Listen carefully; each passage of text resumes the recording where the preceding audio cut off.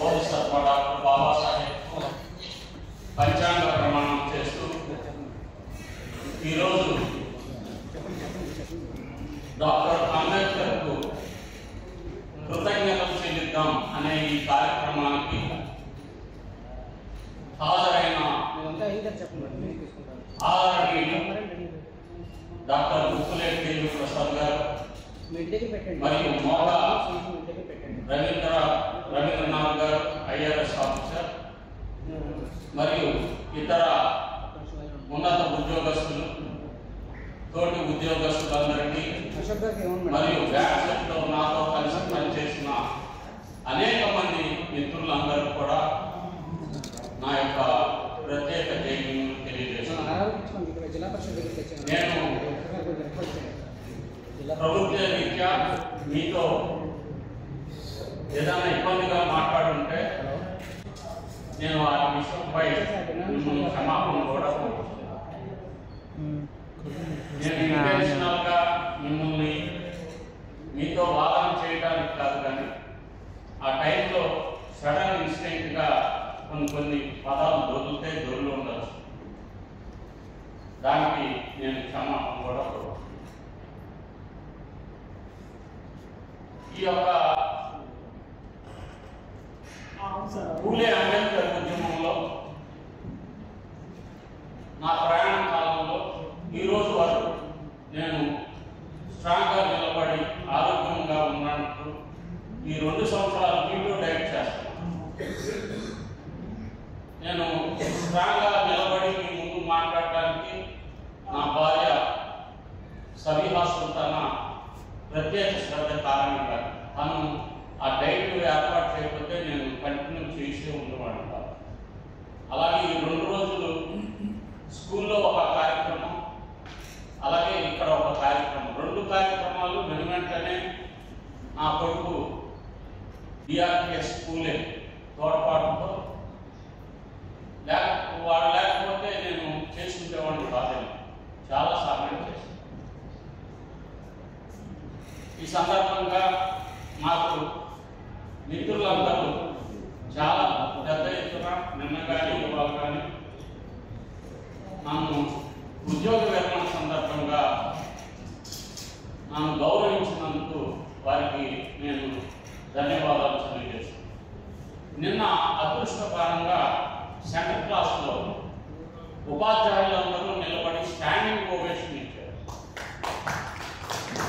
అందరూ ఆ సెంటర్లో కనీసం 100-200 మంది ఉంటారు ఉపాధ్యాయులు, వాళ్ళందరూ కూడా నిలబడి స్టాండింగ్ ఓవేషన్ ఇచ్చారు. అందుకు కూడా అక్కడున్న చాట్వర్లో సెంటర్ కాంప్లెక్స్లో ఉన్న వాళ్ళందరూ కూడా గౌరవించారు, ఇర్రెస్పెక్టివ్ ఆఫ్ క్యాస్ట్. ఈ సందర్భంగా ఈ మీటింగ్ ఎందుకు నేను అరేంజ్ చేయాల్సి వచ్చింది, ఎక్స్పెన్సివ్ అయినంటే నిన్నట్టు ఆ కార్యక్రమం వదిలేసి ఉంటారు అందరూ. నేను ఎందుకు ఇది పెట్టానంటే నేను అనేక రిటైర్మెంట్ తోటి ఫ్రెండ్స్ రిటైర్మెంట్ నన్ను పిలిచినప్పుడు వెళ్ళినప్పుడు నా హృదయం చాలా గాయపరచబడింది, నా యొక్క మనోభావాలు దెబ్బతింది. నేను జీర్ణించుకోలేకపోయిన పరిస్థితి ఆ యొక్క సందర్భాల్లో ఏర్పడింది. వీడింట్లో భార్య ఎంప్లాయ్, భర్త ఎంప్లాయ్, పిల్లలందరూ కూడా షెడ్యూల్ కాస్ట్ రిజర్వేషన్ ద్వారా ఉద్యోగాలు ఉన్నత స్థితికి వెళ్ళి ఇదంతా దేవుడి వల్ల జరిగిందని చెప్పుతుంటే నా రక్తం మరిగిపోయింది. ఇది ఈ సమాజానికి ఎక్స్పెన్సివ్ అయినా సరే నేను ఒక బీజం నాటాలి, ఒక విత్తనం మొలకెత్తించాలి, ఇది ఎవరికైనా ఉపయోగపడుతుందేమో. రేపు పొద్దున రిటైర్మెంట్ అయ్యేవాళ్ళు ఏ నాగార్జునో లేకపోతే సాగరు ఎవరన్నా ఈ స్ఫూర్తి తీసుకొని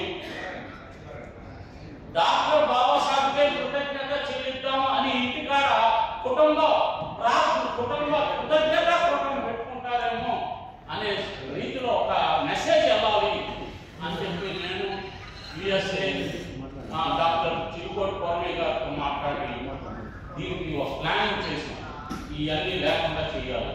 కానీ ఇవి సన్మానాలు కొద్దిగా వాళ్ళు ఎంతో ప్రేమతో ఇచ్చిన దాన్ని వేరేగా భావించలేదు. కానీ నేను మాత్రం ఒక మెసేజ్ రిటైర్మెంట్ సందర్భంగా మన సమాజం కనీసం ఆ సందర్భంగా ఒక్క ఉద్యోగస్తుడే కాదు, ఏ మనిషి అయినా ఈ సంఘంలో జీవించాడు అంటే, ఏ మనిషి అయినా జీవించాడంటే డాక్టర్ బాబాసాహెబ్ కారణం. ఆయన లేకపోతే మనం లేమన్న సంగతి గుర్తించాలి. మన ఇంట్లో నేను ఈ ఇళ్ళ దగ్గరికి వెళ్ళినప్పుడు ఫస్ట్ నేను చూసేది ఏంటంటే వాళ్ళ ఇంట్లో బాబాసాహెబ్ ఫోటో ఉందా లేదన్నా చూస్తాను. చాలా విచారం కలుగుతుంది.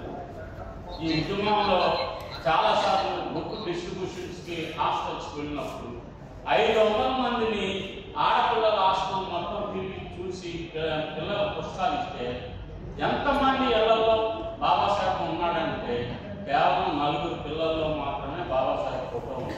వాళ్ళందరూ హాస్టల్స్లో బాబాసాహెబ్ ఇచ్చిన సౌకర్యం ద్వారా హ్యాపీగా చదువుకుంటారు. అంటే మన సమాజం బాబాసాహెబ్కు కృతజ్ఞత ఏ విధంగా చెల్లిస్తుంది, అసలు ఆయన చెల్లించాల్సిన అవసరం లేదా, ఈ భావం నుంచి బయటకు తీసుకురావాలన్నది ప్రయత్నం. మన సెల్ ఫోన్లో కూడా కనీసం బాబాసాహెబ్ ఫోటో ఉండటానికి ఇష్టపడదు, ఆయనకు ఐడెంటిఫై అవడానికి ఇష్టపడదు. అలా అనుకుంటారు మనం ఇలాగైతే మన క్యాస్ట్ తెలిసిపోతుంది, నువ్వు ఏ ఊరు వెళ్తుందనే నీ క్యాస్ట్ తెలిసిపోతుంది, నువ్వు అనుకుంటావు అంతే. నువ్వెవరో ఏంటో ముందుగానే మనం వెళ్ళకుందనే మనం పుట్టుకోవతాలన్నీ ఆడికి తెలిసిపోతాయి. మీరు అనుకుంటాడు, ఊరినే చెప్తూ ఉంటాడు అన్నమాట.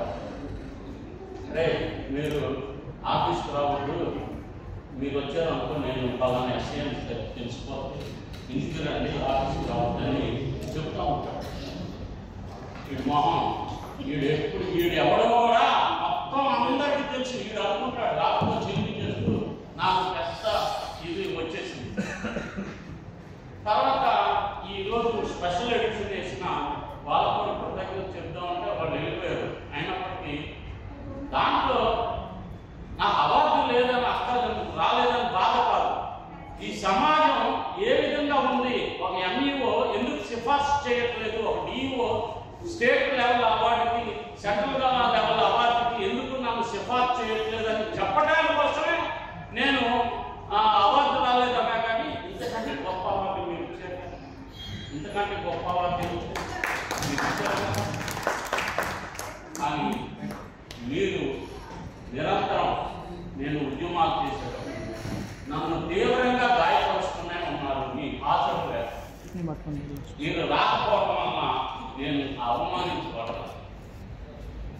మీరు తోడ్పాటు ఇస్తారు, వస్తారు, హాజరవుతారు, గ్రూపుల్లో నా మీద పెడతా ఉంటారు. నేను క్రిస్టియన్ విరోధి. నేను పగడాల ప్రవీణ్ కుమార్ హత్య జరిగిన తర్వాత నిరసన చేద్దామంటే ఆ విమర్శ చేసే వాళ్ళు కూడా బయటకు వచ్చి ప్రొటెస్ట్కి రావు, కానీ కామెంట్ ప్రొటెస్ట్ చేయడానికి బయటకు రాదు. ఇప్పుడు ఆయన గెజిటెడ్ ఆఫీసర్ దాసు నీలమ్మ ఉంటారు. ఆయన నేను పిలిచిన అనేక ప్రొటెస్టులు వచ్చాయి. మరి ఆయనకు లేని ఇబ్బంది మిగతా వాళ్ళకి ఏంటి? కందుల ఆనందరావు లేని ఇబ్బంది మిగతా వాళ్ళకి ఏముంది? నాకు లేని ఇబ్బంది మిగతా వాళ్ళకి ఏముంది? ఏముండదు. మీరు పెరిగితనంతో ఈ వీటికి రాకపోవటమే. మనం సంఘటితంగా ఉంటే ఎవడు ఏం చేయలేడు. ఫస్ట్ టైం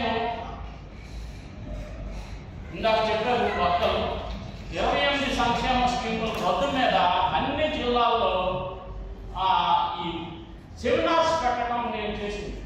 అది మర్చిపోవద్దు ఎవరు. ఏ ప్రభుత్వం కూలిపోతున్నా కానీ ఈ ప్రభుత్వం రావడం, ఇంకో ప్రభుత్వం కూలిపోవటం అన్న వెనకాల నేను నిరంతరం చేస్తున్న సోషల్ మూవ్మెంట్. నాతో నేనే కాదు, అనేక మంది ప్రభుత్వానికి వ్యతిరేకంగా నిరంతరం సోషల్ మూవ్మెంట్ చేస్తున్నారు. వాటి ఫలితమే ఈ ప్రభుత్వం పోయి ఇంకో ప్రభుత్వం వస్తుంది. కానీ మన ప్రభుత్వంలో రావట్లేదు. ఈ ప్రభుత్వాన్ని దించగల శక్తి మనకు ఉంది, కానీ ఆ దించిన ప్లేస్ లో మనం రావట్లేదు. తమ్ముడు మొదలు చెప్పాడు, కానీ వాటిని దించాలన్నా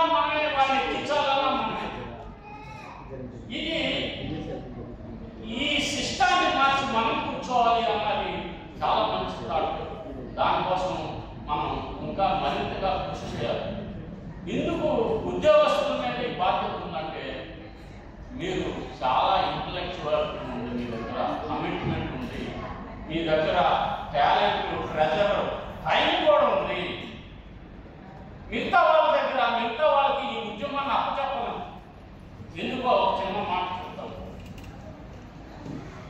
ఈ చెన్నై గారు నిజమైన నిష్కాసైన అంబేద్కర్ వాది వర్గీకరణ ఉద్యమం మీద కేసు వేస్తే సుప్రీంకోర్టు ఫైనల్ జడ్జిమెంట్ మనకు అనుకూలంగా రాజ్యాంగబద్ధంగా అనుకూలంగా వచ్చింది.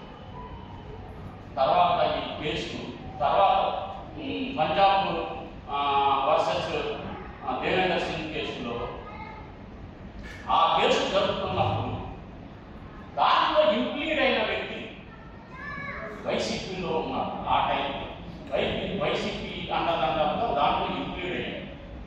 వాడికి పదవి ఇవ్వగా వాడు వెంటనే వీడు మళ్ళీ టీడీపీకి వచ్చి movement intellectual must take lead. వాళ్ళే లీడ్ చేయాలి, నాయకత్వం ఏం చేయాలి. కానీ ఏమి చదువు సంధ్య లేనివాడు, ఏమి తెలియనివాడు వాడేం చేస్తాడు? వాడు బతుకుతాడు. దాని మీద ఏ బాధ్యత కావాలంటే ఆ బాధ్యత అమ్ముడుపోతాడు. వాడు చేయాల్సిన బాధ్యత వాడికి మనం చేయాల్సిన బాధ్యత వాడికి అప్పచెప్పి రిజల్ట్ ఎలా ఉంటుందంటే మనం ఏం చూస్తాం. అందుకనే ఇక్కడ సోషల్ మూవ్మెంట్ చేయడానికి కోసమే నేను ఎస్సీ ఎస్టీ బీసీ మైనారిటీ ఇప్పుడు కూడా నేను ఆ ఉద్యమంలోనే ఉన్నా. కానీ నాకు హాని జరుగుతున్నప్పుడు నన్ను నేను రక్షించుకోవాల్సిన బాధ్యత కూడా నా మీద ఉంది. కాబట్టి నేను దాన్ని ఏర్పాటు చేసి దానికోసం హైకోర్టు కేసు వేయడం కూడా జరిగింది. వెనకాల ఈ బాధ్యతను మనమే మొయ్యాలి. నన్ను ఎవరు కొనలేదు, నేను ఎవరి మాట వినను, ఏ పార్టీ మాట వినను. నాకు నా వాళ్ళ భవిష్యత్తే ముఖ్యం కనుక మన వాళ్ళే ఉద్యోగస్తులే దీన్ని ఆర్గనైజ్ చేయాలి అన్న ఏకైక లక్ష్యంతో నేను ఈ సోషల్ మూవ్మెంట్లో ఈ కేసు వేయడం జరిగింది. అంత బలమైన కారణాలు ఉన్నాయి కనుక నన్ను తప్పుగా అర్థం చేసుకో. నేను ఇప్పుడు కూడా ఎస్సీ ఎస్టీ బీసీ మైనారిటీ ఐక్యత వర్ధిల్లాలి, వాళ్ళు వందరేసి కానీ దాన్ని ఒక సైడ్ ట్రాక్ దాన్ని విచ్ఛిన్నం చేయడానికి దీన్ని తీసుకొస్తుంటే సహించలేని పరిస్థితుల్లోనే ఈ యొక్క లీడ్ తీసుకోవాల్సి వచ్చింది. దానికి ఎవరన్నా అభ్యంతరం చెప్తే అభ్యంతరం చెప్పవచ్చు, వాళ్ళకి ఆ స్పేస్ ఉంది. కానీ నాకు కూడా నా యొక్క మనోభావం కనుక నేను అందరితో మనవాళ్ళందరితో చర్చించి ఉమ్మడిగా తీసుకున్న నిర్ణయం తప్ప నాకు నేనుగా తీసుకున్న నిర్ణయం కాదు. సంఘపరంగా తీసుకున్నాను. సంఘం సుప్రీం బుద్ధం శరణం గచ్చామి. బుద్ధిని నేను వేడుకుంటున్నాను. దమ్మం శరణం గచ్చామి. దమ్మం అంటే కాన్స్టిట్యూషన్ ని నేను వేడుకుంటున్నాను. సంఘం శరణం గచ్చామి. నాకు మీరే సంఘం. ఈ సంఘాన్ని అడుగుతున్నాను నేను. ఈ సంఘం ఏం చేస్తుందో, ఎలాంటి నిర్ణయం తీసుకుంటుందో ఈ సమస్య పైన అంటే ఇదిగో ఈ ఒక మార్గం ఉంది, ఈ కాన్స్టిట్యూషన్ ఈ ప్రొవిజన్ ఉంది, దీన్ని వేసుకుంటారు. అందుకనే వాళ్ళు ఇప్పటికి కూడా 4 వాయిదాలని కౌంటర్ సబ్మిట్ చేస్తారు. అందరికి సబ్మిట్ చేశారు. మనం లేవనెత్తిన పాయింట్స్ అన్ని కాన్స్టిట్యూషన్ పరమైనది, రాజ్యాంగపరమైనది.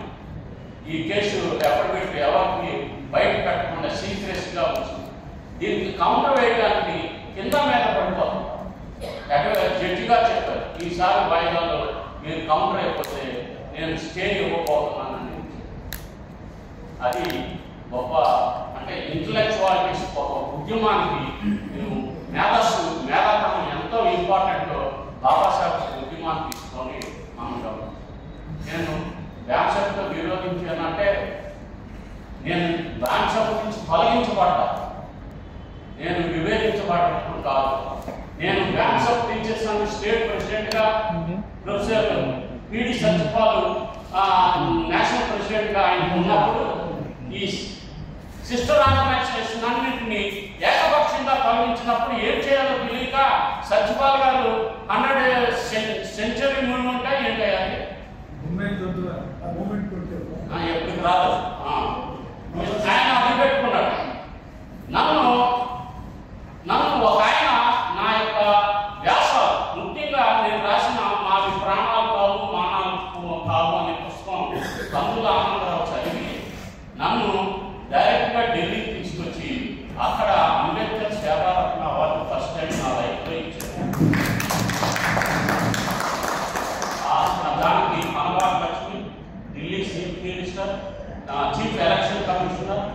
చాలా పెద్దవాళ్ళందరూ కలిసి ఆ ఫస్ట్ టైం నా లైఫ్లో అవార్డు ఇవ్వడం అదే ఫస్ట్ టైం.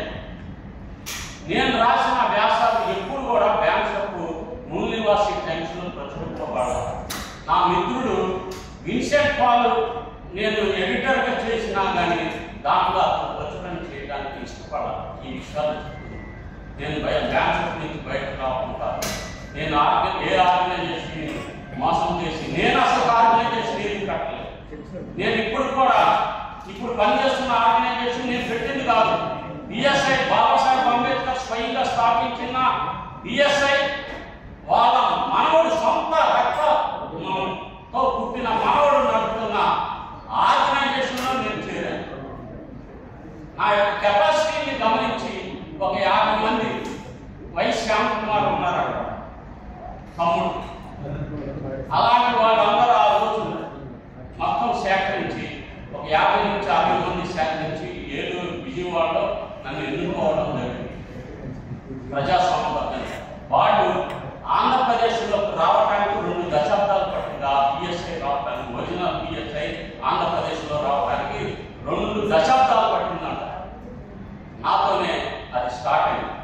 ఇంకా చాలా డిస్కౌంట్స్ ఉంటాయి, ఉండకుండా ఉండవు. ఆనందరావు గారు చనిపోయిన తర్వాత దాని కంటిన్యూషన్ ఆర్గనైజేషన్ ఏపీ కంటిన్యూషన్ అనేది లేదు. ఎందుకంటే ఆయన ఆ రిజిస్ట్రేషన్ రెన్యూల్ చేయడానికి అది ల్యాప్స్ అయిపోయింది. ఆ కాగితాలు ఎక్కడ ఉన్నాయో తెలియలేదు. దాంతోనే నేను ఎదుగుతున్న క్రమంలో నా యొక్క టాలెంట్ కానీ నాకున్న ఏదైతే స్కిల్స్ ఉన్నాయో వాటిని చూసి ఓర్వలేని పరిస్థితుల్లో నేను గుండె మీద చేయి పెట్టుకొని చెప్తున్నాను. బాబాసాహెబ్ సాక్షిగా, బుద్ధుడి సాక్షిగా ఏ ఒక్కళ్ళ దగ్గర ఒక్క నయా పైసా నా లైఫ్లో నేను ఎప్పుడు వాడలేదు. ఏ ఐఏఎస్ ఆఫీసర్ ఒక్క రూపాయి ఇవ్వలేదని నేను బాధగా చెప్తున్నా. నేను 2 సార్లే ప్రజల దగ్గరికి వెళ్ళాను. అది నా కోసం కాదు.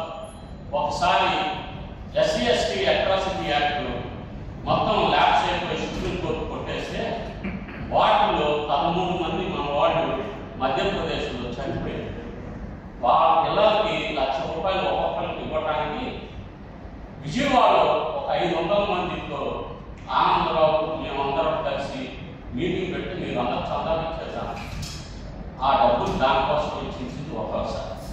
రెండోసారి ఆనందరావు చావు బతుకులో ఉన్నప్పుడు ఈ డబ్బులన్నీ మా అకౌంట్లో కానీ వేయాల మణిసింగ్ గారి అకౌంట్లోనే వేసాం.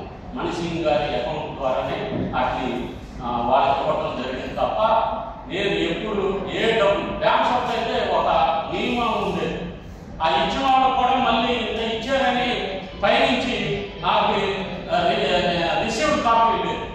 ₹1000 ఇచ్చారు దాసి మోహన్ గారు మీకు కృతజ్ఞతలని వాళ్ళకి ఇవ్వటం ఉండేది. ఒక మీటింగ్ జరిగిన తర్వాత నాకున్న ప్రత్యేకత ఏంటంటే ఎంత వచ్చింది, ఎవరెవరు ఇచ్చారు, ఎంత ఖర్చు పెట్టామనేది ప్రతిసారి సోషల్ మీడియాలో నిక్కచ్చిగా చెప్పాను. నేను బాబాసాహెబ్ అలాగా చెప్పారు. ఆయన సోషల్ మూవ్మెంట్ చూస్తే అలాగ లెక్కలు చెప్పిన వ్యక్తి చరిత్రలో ఎవరు లేరు. మా వాళ్ళు మీటింగ్లు పెడతారు, ఎవరో ఒక లెక్క చెప్పారు. అది నాకు వ్యాపారం నేర్పించింది. కనుక నేను ఏ ఆర్గనైజేషన్ని నాశనం చేయడం కానీ ఇది నా సర్వీస్లో 2 సార్లు యాత్ర చేసి బహుజన చైతన్య యాత్ర అనంతపురం నుంచి శివరి, అనంతపురం నుంచి శ్రీకాకుళం అది చేసిన ఆనందరావు, పల్లెపల్లెకు అంబేద్కర్, గడప గడపకు రావు, అక్కడ 2 సార్లు అరెస్ట్. ఇక్కడ ఎస్సీ కార్పొరేషన్ మీద అవినీతి జరుగుతుందని ధర్నా చేసి కలెక్టర్ గారికి మెమోరాండం ఇస్తుంటే అక్కడ నన్ను అవమానపరిచాడని ఒక ఫాల్స్ కేసు పెట్టారు నా మీద.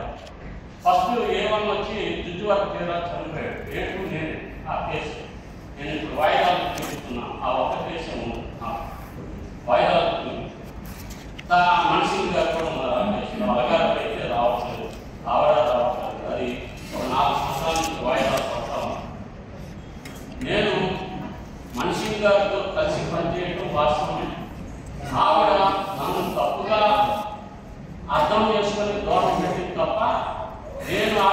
నేను ఎప్పుడు చూసి అలాంటి పని కూడా ఎప్పుడు చేయండి. నా మీద వాళ్ళ కొడుకులు అనేక క్వశ్చన్స్ పెట్టించారు రకరకాల. నేను వాటిని స్పేర్ చేయాలి.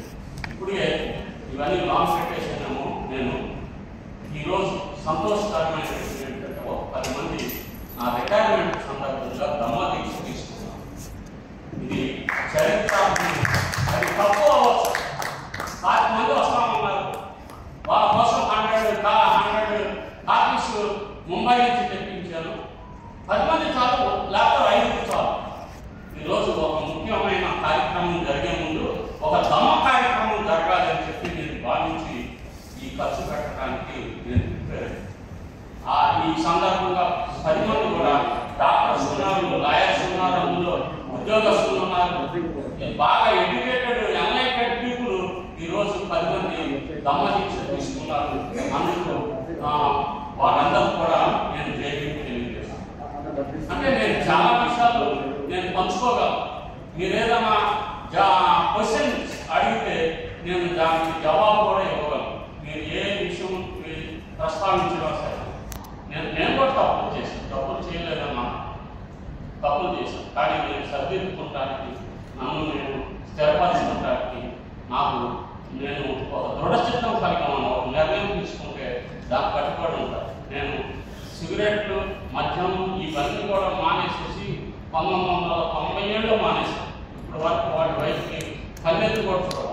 ఒక దృఢమైన చిత్తం ఉన్నవాడు ఒక మాట అనుకుంటే దాన్ని కట్టుబడి ఉంటాను. ఇంకా ఇంకోసారి ఆ పని చేయదు. ఇప్పుడు ఒక పని చెప్పానంటే ఇంక అది చేయలేదు. అట్లాంటి మనస్తత్వం కలిగిన వాడు. మీరు నిజంగా నువ్వు ఈ విషయంలో తప్పు చేశావు కదా అని అంటే నేను రెడీగా ఉన్నాను. నేను చేసిన సోషల్ మూవ్మెంట్స్ చెప్తే 100 మందికి నేషనల్ ఎస్సీ కమిషన్ నుంచి రిలీఫ్ ఇచ్చారు. 8,40,000 రూపాయలు. ఆ ముక్కు మొహం తెలీదు. నేను నేషనల్ కమిషన్కి ప్రత్యుత్తరాలు చేసి శ్రీకాకుళంలో నుంచి మొత్తం రాష్ట్రంలో ఎక్కడ జరిగినా కానీ నేను వాటిని అడ్రస్ చేసి నాకున్న పరిచయం డాక్టర్ సునీల్ కుమార్ గారు SC corporation national SC commission director గారు నాకున్న పర్సనల్ సంబంధాలతో వాటిని చేయించేవాడు. మీరు తెలీదు, కర్నూలు జిల్లా నందివెలుగు గ్రామం గొరజా మండలంలో 50 మంది మాదిరిని వెలివేశారు. ఆ ఊరు కూడా నేను వెళ్ళా. వాళ్ళకి ₹1,00,000 చొప్పున ఒక్కొక్కరికి కాంపెన్సేషన్ ఇప్పించారు. వాళ్ళ ఊరు వెళ్ళలేదు. వాళ్ళ అకౌంట్లో పడతాయి కాంపెన్సేషన్స్. నా ద్వారా రావు, డైరెక్ట్గా వాళ్ళ అకౌంట్లోనే పడతాయి. సి సెక్షన్ ద్వారా కలెక్టర్స్ వాళ్ళ అకౌంట్లో పెడతారు. నా ద్వారా ఎప్పుడు ₹1 అనేది వెళ్తాయి. నేను అన్ని పొలాలు, ముఖ్యంగా మాదిగలకి నేను చేసిన హెల్ప్ ఇంట్లో ఎవరు చేస్తున్నాను నాకు తెలుసు.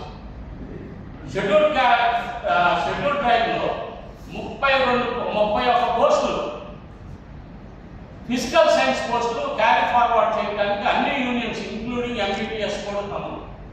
అందరు కలిసి వీటిని ఓసీలకు ఓపెన్ కాంపిటీషన్కి మీరు క్యారీ ఫార్వర్డ్ చేయొచ్చని ఎంబీటీఎస్ కూడా ప్రకటించారు, ఇంక్లూడింగ్ యూడిఎఫ్, ఎస్టీ అన్ని యూనియన్స్. అప్పుడు నేనేం చేశానంటే బాబురావు నాయుడు ఆయన జాయింట్ కలెక్టర్గా ఉన్నారు. శ్రీనివాస్ అని ఇక్కడ ఒక కాపో డిఓ ఉంటారు.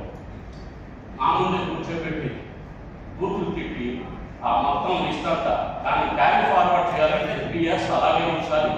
ఒక పోస్ట్ క్యారీ ఫార్వర్డ్ చేయాలంటే, లేకపోతే ఎస్టీ నుంచి ఎస్సీకి ఇవ్వాలి, ఎస్సీ వాళ్ళు లేకపోతే బీసీకి ఇవ్వాలి. అంతేగాని డైరెక్ట్గా ఓపెన్లోకి తీసుకెళ్ళకూడదు అని చెప్పి బాబురావు నాయుడుని ఈ రిప్రజెంటేషన్ ఇచ్చి అడ్డుకుంది. ఆ పని చేసి నాకు కమల్ కుమార్, సరిహద్దుల కమల్ కుమారి నేషనల్ ఎస్టీ కమిషన్ చేయాలి. మా నాన్న సావేశ్వరాన్ని పాస్టర్గా కోటపురంలో పనిచేసేటప్పుడు ఆ పేరు ఉపయోగించారు. అమ్మ నేను ఇస్తాను, అరే నువ్వంటారని చెప్పి దగ్గరికి తీసుకొని ఆ రోజు మహత్తరమైన ఒక అంటే అది జీవితంలో ఒక పరిచయంతో కూడింది. ఎంత హెల్ప్ చేసిందంటే మన వాళ్ళందరూ ఓపెన్లో సెలెక్ట్ అవుతున్నారు. ఇప్పుడు ఓపెన్లో మార్క్స్ వస్తున్నాయి.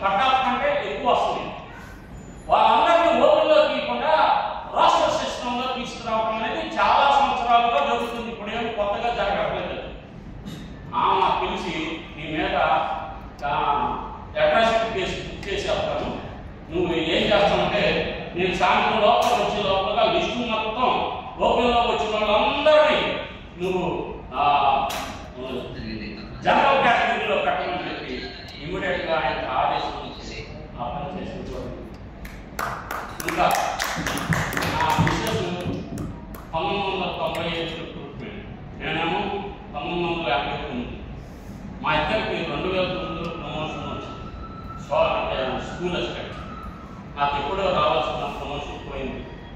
ఆ టైంలో ఈ జిల్లాలో ఏం జరిగిందంటే అసలు ప్రమోషన్లో రిజర్వేషన్ అనే అంశాన్ని పరిగణలోకి తీసుకోకుండా కౌన్సిలింగ్ నిర్వహించారు. అప్పుడు ఈ కౌన్సిలింగ్ నిర్వహిస్తుంటే నాకు చెప్పే విధంగా నాకు అన్యాయం జరుగుతుంది. ఆ జిల్లా పరిషత్ ఏడుపాడు నేను అడ్డంగా కూర్చుంటే 4-5 నాతో పాటు కూర్చున్నారు. మేము స్వాగతం చేస్తుంటే ఉపాధ్యాయుల ఐక్యత వర్తిల్లాలని చనిపోయిన సాక్షి మమ్మల్ని దాటుకొని డిఓని తీసుకొని లాంగ్ వెళ్ళిన తర్వాత నేను డోర్ని ఒక తన్ను తన్ని డిఓ గారి దగ్గరికి వెళ్ళి నా దగ్గరికి బ్యాంక్ ఆఫ్ టీచర్స్ అని విజిటింగ్ కార్డు అది ఆయనకి ఇచ్చి నీ మీద 3 టౌన్స్ పోలీస్ స్టేషన్లో అట్రాసిటీ కేసు పెట్టబోతున్నాను, నువ్వు నన్ను కాదు తన్ని లాంగ్ వెళ్ళేవాడు. ఆయన మంగళ కులస్తుడు, చాలా భయం, రిటైర్మెంట్ దగ్గర ఉన్నాడు.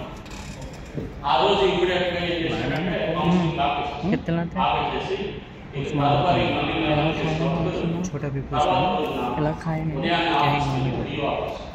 అప్పటికే Vincent Babu friend Nagarjuna SC/ST commission chairman ఫోన్లో ఫోన్ ఆఫ్ చేసేసారు. ల్యాండ్ ఫోన్ కూడా ఎత్తట్లేదు. అప్పుడు డిఓ ఆఫీస్ దగ్గరికి వెళ్ళి మేము డిఓ గారేమో తర్వాత నాగార్జున నుంచి ఫోన్ చేయిస్తే ఆ టీ అని ఒక తలుపు తన్ని లాంగ్ వెళ్ళి వెంటనే విన్సెంట్ తలుపు తన్ని లాంగ్ వెళ్ళి national SC commission, state SC commission, SC/ST commission Nagarjuna గారు మాట్లాడతారని ఫుల్ లెఫ్ట్ హ్యాండ్ రైట్ ఆడుకున్న తర్వాత ఆ రోజు 175 మందికి అదనంగా SC/ST ప్రమోషన్లో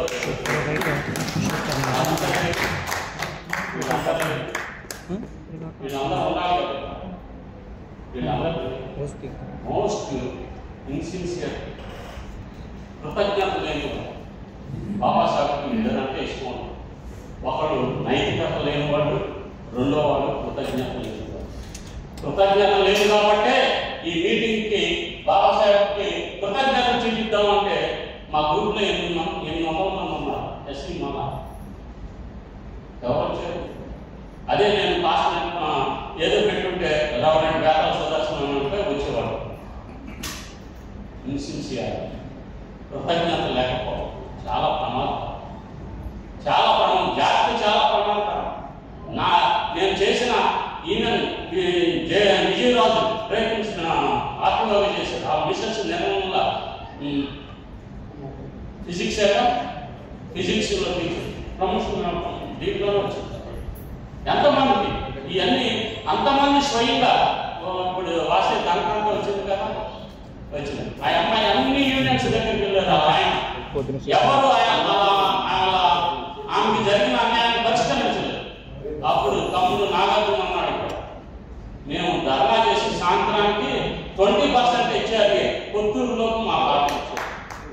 అంతా మొన్న డిఓ దగ్గరికి వెళ్ళి మామూలుగా లేదు, మనతో మామూలుగా ఉండదు. ఇప్పుడు ఇంకా మామూలుగా ఉండదు. ఏదైనా సమస్య ఉండి పాయింట్ దొరికిందంటే డెఫినెట్గా అటాక్ చేస్తాను, డెఫినెట్గా దానికి ఏం కావాలంటే మీ నుంచి సపోర్ట్ అంటే డబ్బులు కాదు. నేను ఏదైనా పిలిచినప్పుడు మీటింగ్లు కాదు, ఆ ధర్నాలు కాడ అవమానం పరిచయం 10 మంది వస్తే చాలు, అది కూడా రావట్లా. బాధ కలుగుతుంది, దుఃఖం కలుగుతుంది. ఆ పిలిపించినందుకు ఏంటంటే మీకు 10 మంది కూడా రావట్లేదు, వీడు ఏమి లేదు అంటే మిగతా వాళ్ళు ఎలా గ్యాదర్ చేస్తారు? డబ్బులు ఇచ్చి గ్యాదర్ చేస్తారు. ఎవరైనా ఇచ్చి డబ్బులు ఇచ్చి ఆడేమో పొలిటీషియన్ ఉంటాడు, ఆటో ధర్నాలు అన్ని చెప్పిస్తాడు. నాకు అలా కాదు. మీరందరూ డబ్బులు ఇచ్చి వచ్చారు, వాళ్ళంతా ఈ హాల్ అంతా పడింది. ప్రేమ, అనురాగం. మీరు బాబాసాహెబ్ నిజమైన వారసు. I love you so much. అంటే ఈ రోజు వచ్చి సన్మానం చేశారని నేను అన్నట్ల మీకు ఆ కమిట్మెంట్ బాబాసాహెబ్ కృతజ్ఞతలు చెల్లిద్దామని అన్నారు కాబట్టి మీరు వచ్చారు. కనుక మీరు వేరు మీ యొక్క కమిట్మెంట్ డెడికేషన్ చాలా గొప్పది, ఉన్నతమైనది. ఇది మన సమాజానికి చాలా అవసరం.